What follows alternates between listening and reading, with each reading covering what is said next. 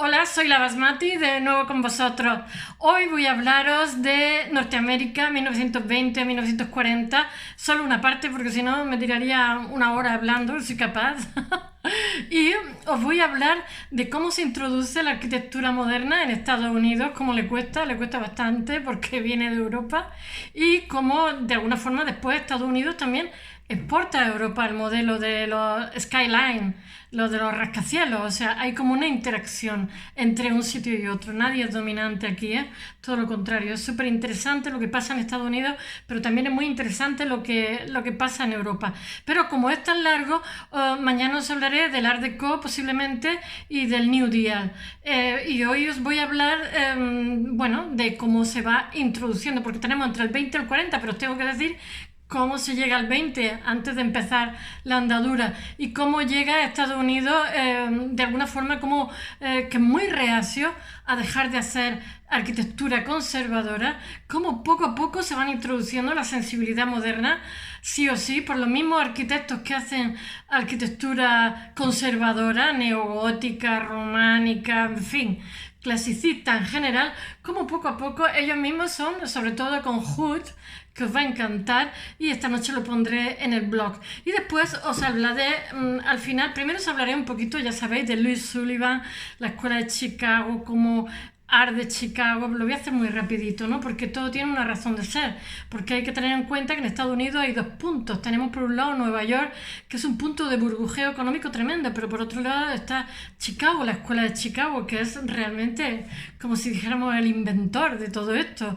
Pero es muy curioso porque además de que ellos tienen un progreso alucinante, después sin embargo las fachadas las pone como neogóticas, unas cosas muy raras, y con unos adornos tremendos. O sea, cuando ellos son los que tienen un progreso que lo exportan a todo el mundo, por decirlo de alguna forma, sin embargo a otros niveles son como muy miedosos con el tema del conservadurismo. Salir del conservadurismo es como pero después se sueltan el pelo, ¿eh? Así que, y después al final os voy a hablar de dos emigrantes, dos arquitectos emigrantes austríacos, jovencitos, que emigran a Estados Unidos y estudian allí con Frank Lloyd Wright. Sabéis que Frank Lloyd Wright es el de la Casa de la Cascada, que es la ingenierización del siglo XX. Es discípulo de Louis Sullivan. Si soy arquitecto, sí lo sabéis, pero el resto del mundo no. Y realmente Frank Lloyd Wright nunca estudió arquitectura. O sea, los anglosajones le dan muchísimo valor a la experiencia, ni tampoco Le Corbusier.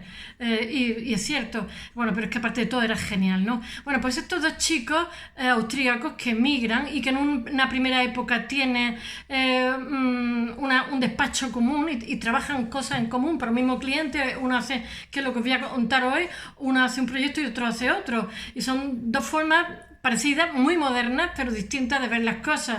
He cogido dos proyectitos. Y sin embargo, ¿qué es lo que quería yo decir de ellos?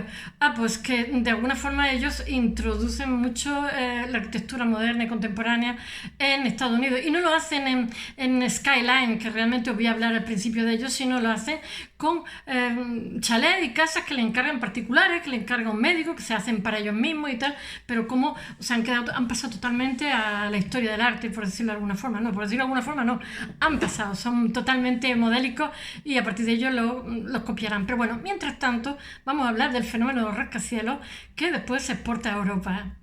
Los europeos al principio lo miran así también con mucho escepticismo, pero después se convierte en algo que mola, que es algo nuevo, ¿no? En poco espacio realmente, edificios que además prestigian al que lo ha construido. Estados Unidos sabéis que se llama skyline, línea de horizonte, ¿no? Nosotros lo llamamos rascacielos. Bueno, vamos para allá. Norteamérica 1920-1940. Tengo que mirar porque como lo cambio tantas veces nunca sé si estoy contando un título u otro. Bueno, a finales del siglo XIX se resuelve. Ya sabéis que había una pugna entre arquitectos y ¿cómo se llama? Y ingenieros, porque durante siglos los arquitectos siguen unas pautas, realmente tienen como una formación artística muy muy fuerte, pero cuando llega ¿cómo se llama? La revolución industrial se ven desbordados totalmente porque ellos no están acostumbrados a hacer villas, que después tienen un jefe de obra, es decir, que sería como un estructurista y tal, y ellos se dedican a otras cosas, tienen una formación artística muy grande.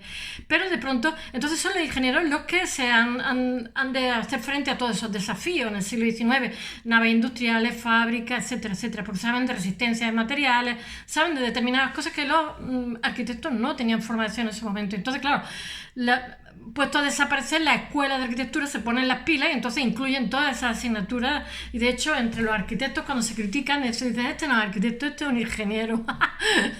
Eso lo decía Le Corbusier, no sé si de Mies van der Rohe o de Gropius, no me acuerdo. Es como lo peor, ¿no?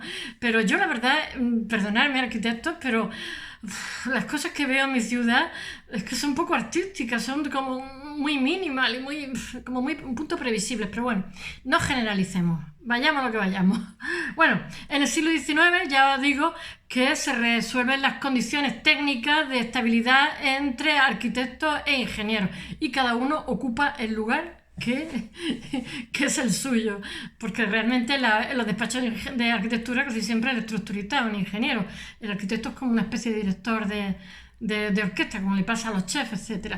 Y bueno, y se eligen los rascacielos, ya sabéis, a finales del 19. Bueno, los rascacielos tienen que hacer frente a determinadas cosas como las medidas contra incendios y la propia explotación del rascacielos. Al principio es algo que surge por la especulación del suelo, porque no hay suelo, se erigen muchos pisos porque realmente no hay sitio, es muy caro. Después, con el éxito de los rascacielos, pues todavía es más caro el metro cuadrado, todavía es mayor la presión sobre el suelo, porque, como he dicho, prestigia a la persona que lo construye, prestigia al arquitecto, prestigia al ingeniero, prestigia al promotor, prestigia todo. Y si no, mirad ¿cómo es? Chrysler Building, el edificio de Chrysler, que lo hemos visto en todas las películas, en King Kong, sí, ¿no? O el de la Panam, yo qué sé, yo creo, nada más que con el cine que hemos visto, ¿no? Yo creo que no sabemos los rascacielos que hay en Nueva York y en tantos sitios, ¿no?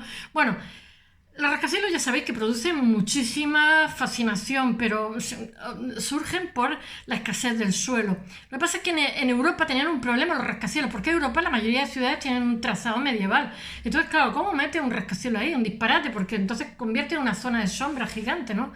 Porque claro, los trazados en mi ciudad, por ejemplo, que ha tenido un problema de eso con el desarrollismo de los 70, no le han metido rascacielos, pero le han metido 14 y 20 pisos que no, en un trazado oriental árabe, entonces han dejado oscuras todas las ciudades, o sea, se han cargado la ciudad totalmente por un problema de corrupción o mala previsión urbanística, no sé de quién es la culpa, a quién echarle la culpa, pero bueno, el centro, bueno, no existe ciudad, ya, o sea, como un amasijo informe ahí degradado, en fin, que no me oigan los de mi ciudad, espero que no me veáis.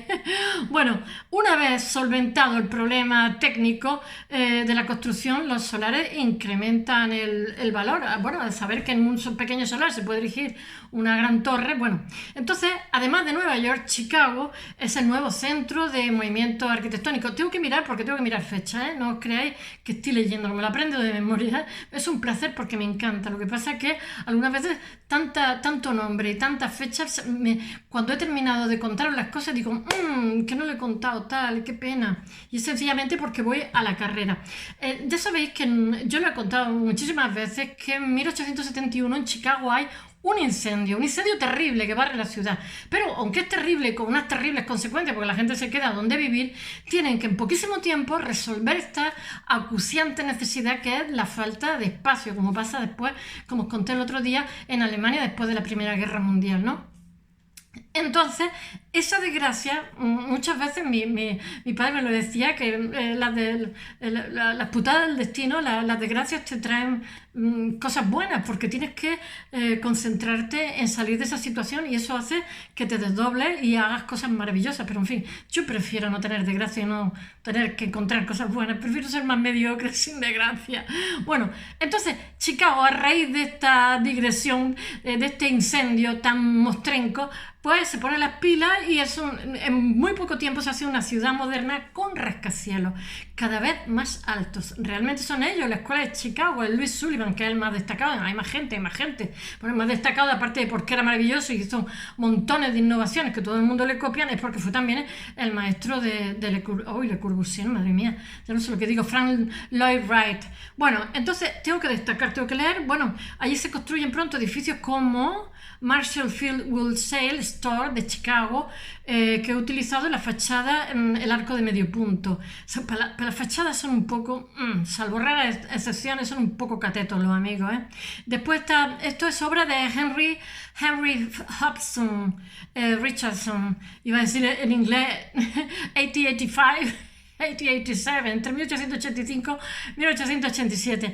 Es la primera estructura de acero, o la primera estructura de acero que le hace el Cummins Insurance Building de William LeBaron Jennings, que se construyó también en Chicago en 1883. Son los primeros. Ya os he dicho que Chicago es puntera en eso totalmente. Chicago estaba muy hecha de, ¿cómo se llama? Inmigrantes, ¿cómo se dice? Irlandeses.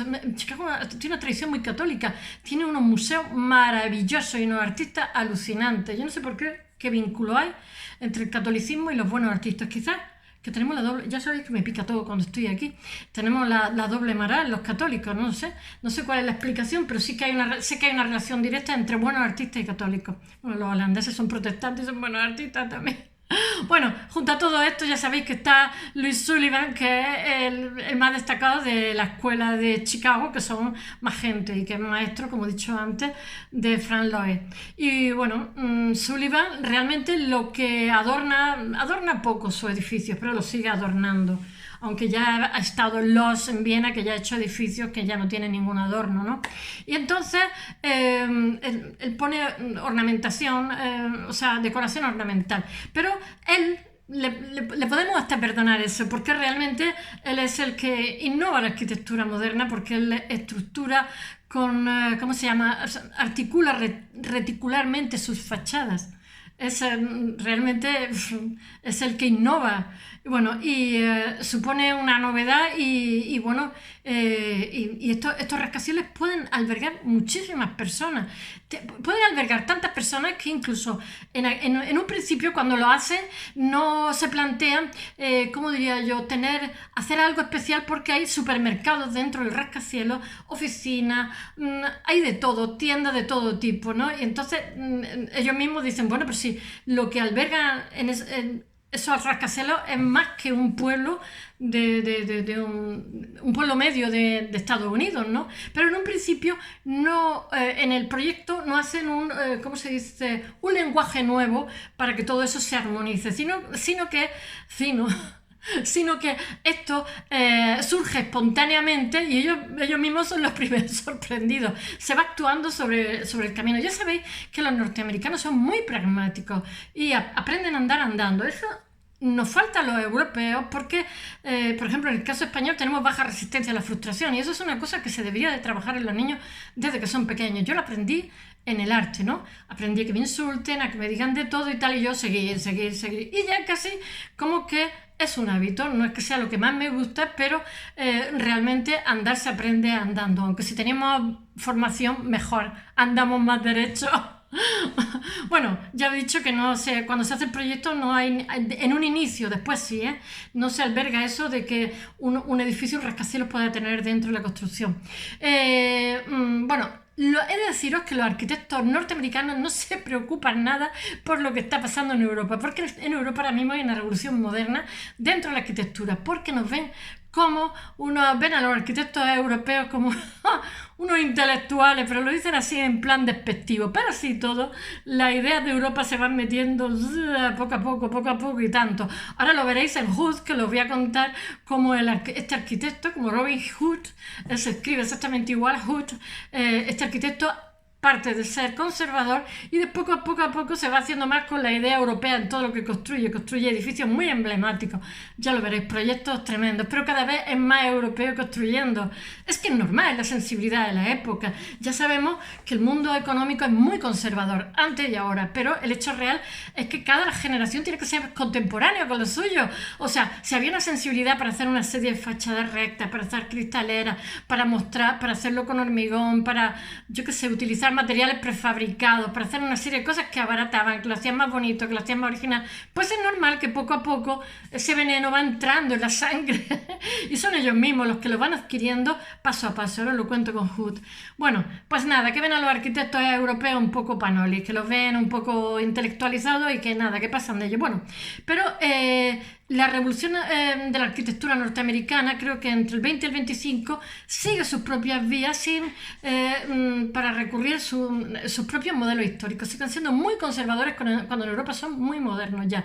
Y siguen revistiendo los edificios de forma clasicista, con temas románicos, con temas góticos, yo qué sé. Y por otro lado, sin embargo, tienen una ingeniería muchísimo más moderna, muchísimo más innovadora debajo de esas fachadas, por decirlo, con esas fachadas tan anacrónicas. Bueno, aun cuando Louis Sullivan en Chicago ha sido el que inicia la arquitectura moderna, ya lo sabéis, la escuela de Chicago, que son alfa y omega, son los que inician. Sin embargo, otros arquitectos mezclan sin rumbo, la fachada la hacen un poco, pues eso, desde el románico, el gótico, el clasicismo, totalmente, aunque sean los que han iniciado la arquitectura moderna. Bueno, esta arquitectura, ¿cómo diría yo?, ecléctica y clasicista, tengo que leerlo, llega a su cenit en un proyecto que se llama Westworth Building, que Cass Gilbert erige en 1913 en Nueva York. Lo más cateto de lo más cateto para el consorcio de grandes almacenes. Con 260, yo creo que lo hace gótico, creo, porque he estado viendo fotografías. Con 260 metros, durante 17 años, es el edificio más grande del mundo. Y durante 17 años. Eso prestigia al dueño, prestigia a la empresa y prestigia al arquitecto. Lo que pasa es que lo hace con un gótico que parece el Parlamento inglés, por lo menos. Esa doble red visibiliza la ciudad, y ese edificio lo que hace es vislumbrar la riqueza, o sea, el poder económico de quien lo ha construido, de la empresa propietaria. Yo lo he dicho, acordaros de la Chrysler. Bueno, en la sociedad americana el rascacielos no solo es una señal de progreso técnico y social, sino que es un símbolo de categoría para el que lo hace, como he dicho.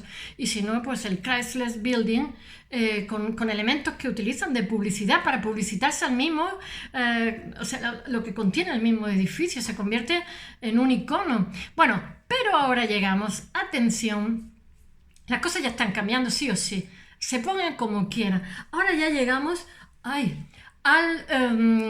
¿cómo se llama? Chicago Tribune, que entonces dice, queremos un edificio muy bonito, muy hermoso. Y entonces dicen los europeos, vámonos para allá. ¿Cómo se llama? Los hermanos Taut, Marx y Ern, ellos convocan una nueva serie, este periódico, y dice, queremos un edificio singular, que dirían hoy día. Queremos algo, pero algo que sea muy bonito, muy bello. Tiene que ser el edificio más bello del mundo. Y entonces dicen los europeos, vámonos para allá, que aquí la tenemos morada con tanta guerra mundial y tanto de todo. Y se van todos de cabeza. Desde ¿cómo se llama? Finlandeses, Saarin, no sé cómo se llama. Que siempre tienen ellos una tradición de arquitectura muy bonita, ya lo he dicho, y de muebles, etc. Y bueno, aunque en Europa ya he dicho que los rascacielos antes de la Primera Guerra Mundial con esos trazados medievales, pues era una cosa muy complicada de hacer, porque si no convertía una zona de casas bajitas totalmente en algo oscuro, y entonces no atraía, lo veían como algo inquietante. Pero después de la Primera Guerra Mundial ya no lo ven tan mal, porque ya se han construido rascacielos en Chicago, en Nueva York, etc. Y lo ven como un símbolo de progreso, algo que prestigia a quien lo hace, quien lo construye, etc. Y bueno, entonces entonces de pronto ven al Herald Tribune o al Chicago Tribune norteamericano y lo ven ahí como una ocasión de oro, que son jovencitos, son arquitectos jóvenes y necesitan que Norteamérica es tierra de promisión, tierra de promesas para todo el mundo, para el arquitecto y tal, y hacen un proyecto, tengo que leerlo. Walter Gropius, que tiene ya sabéis, que tiene un despacho, una sociedad con Alfred Meyer, que fue también director de la Bauhaus, Adolf Loos, el famosísimo Adolf Loos, Brunel y Max Stout, y otro más que es Hugo Haring. Bueno, y Eliel Sarin, se me ha olvidado, Eliel Sarin. Pues mirad, realmente sus proyectos son excepcionales, pero ha hecho venimos en Estados Unidos en este momento y entonces eligen un norteamericano. Pero aquí ya hay algo que cambia las cosas, y es que el segundo proyecto más votado, que casi gana, es el de finlandés Eliel Sarin. Y entonces este arquitecto del que os voy a hablar ahora mismo, que se llama Hood, este proyecto lo hará conservador, pero ya se ha quedado fascinado con los proyectos que ha visto de los compañeros europeos y ya ha absorbido cosas y ya su edificio empieza a hacerlo a la manera de ellos. Ya empieza el arte europeo a introducirse en Estados Unidos. Bueno, y tanto que se introduce. Bueno, entonces Raymond Hood, que es el que os voy a hablar dentro de un ratito, construye lo del Chicago Tribune con John Mead Howell, y lo que hacen en 1925. Lo hacen gótico, que es un horror de feo. Pero bueno, como es espectacular, es bonito, es muy grande, y bueno, pero que se queda en segundo lugar el proyecto de Eliel Saarinen. Es que tienen un nombre los finlandeses que es la risa. Y bueno, este finlandés, lo que pasa es que como buen escandinavo, no hay, ya sabéis que son muy sobrios, tienen un tipo de protestantismo muy estricto, no tiene detalles ornamentales ni arabescos, se caracteriza por su verticalidad, por su sobriedad. Y entonces, los rascacielos de Raymond Hood, ahora os voy a contar unos cuantos proyectos de él, súper rápido porque se me está echando el tiempo encima. Poco a poco lo vemos despegar desde un conservadurismo neogótico hacia una arquitectura más europea, más moderna, hasta que se implanta totalmente. Bueno, en el Radiator Building, en 1924, 24 plantas en negro y oro, vuelve a mostrar la fantasía gótica. Todavía estamos muy góticos, pero el edificio nuevo, coronado por una estructura, el de Chicago, ya coge influencias de los europeos, como he dicho. Después tiene otra estructura que tengo que leerle, se llama McGraw-Hill Building, entre 1928 y 1929, ya se ha envenenado, ya se ha contaminado de arquitectura europea, y ya es versátil, como persona inteligente y como buen artista ya es más versátil, y entonces ya está cambiando su obra totalmente. De pronto aparece en su obra reminiscencias góticas, todavía unas poquitas, pero en su lugar ya utiliza un repertorio de la arquitectura europea contemporánea, como las bandas horizontales de las ventanas y los antepechos acristalados. Tengo que leer algunas cosas, como ya la modernidad europea ya se ha metido en Estados Unidos. Ahora os contaré cómo se mete de otra manera. Y bueno, aunque tiene mucha simetría, que lo hacen piramidalmente, ¿cómo se llama? El skyline lo hacen piramidalmente, que nosotros copiamos la Plaza España en Madrid, uno parecido a esto, es un horror de feo.